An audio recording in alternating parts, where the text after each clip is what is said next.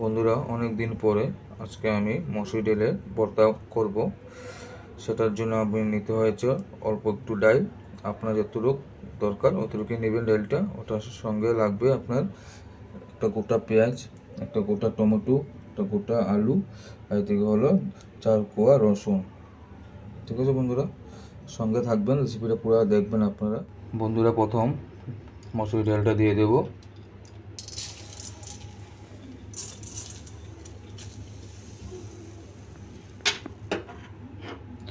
তারপরে টমেটো দিয়ে দেব,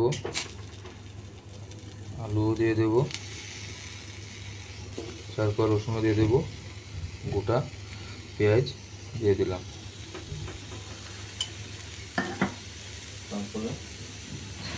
তারপর দিলাম জল।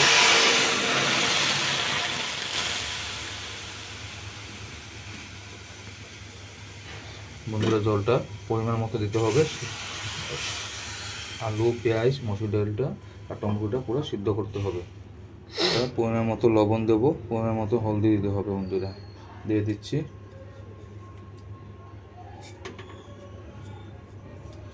লবণ দিয়ে দিলাম।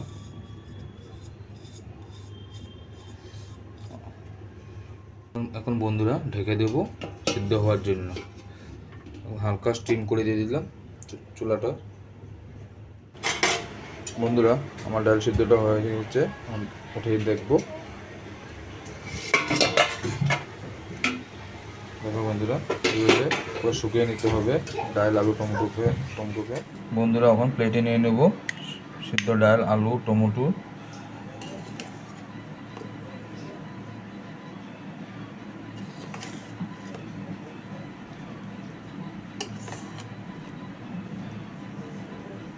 বন্ধুরা, এখন তেল দিয়ে দেব। বন্ধুরা, এখন কালি জিরা দিয়ে দেব। একা একা হাত ধরে মোবাইল করছি বন্ধুরা, একটু হাত কাঁপাকাঁপি করছে, রাগ করবেন না। আমি সবাই শুকনো মরিচ দিয়ে দিলাম।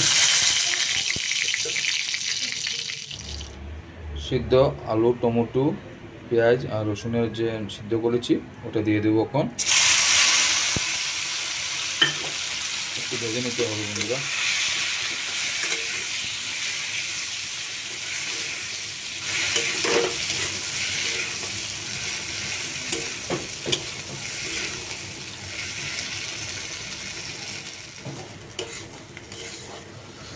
ভাজা কমপ্লিট হয়ে গেছে, এখন নামিয়ে নেব বন্ধুরা। এখন একটু মাখিয়ে নেব, তাই একটু সরষের তেল দিয়ে দিচ্ছি। স্বাদ মতো সরষের তেল দিতে হবে, একটু বেশি না। এখন মেখে নেব বন্ধুরা।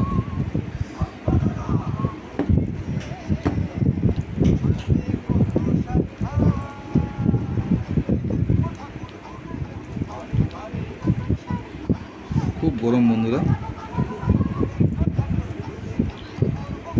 এভাবে মাখতে হবে সুন্দর করে। আলুটিকে টিপে টিপে ঝুরঝুরা করতে হবে।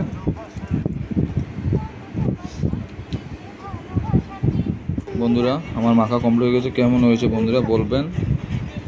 খুব সুন্দরভাবে ভর্তাটা মেখেছি, খুব সুন্দর কালারও হয়েছে।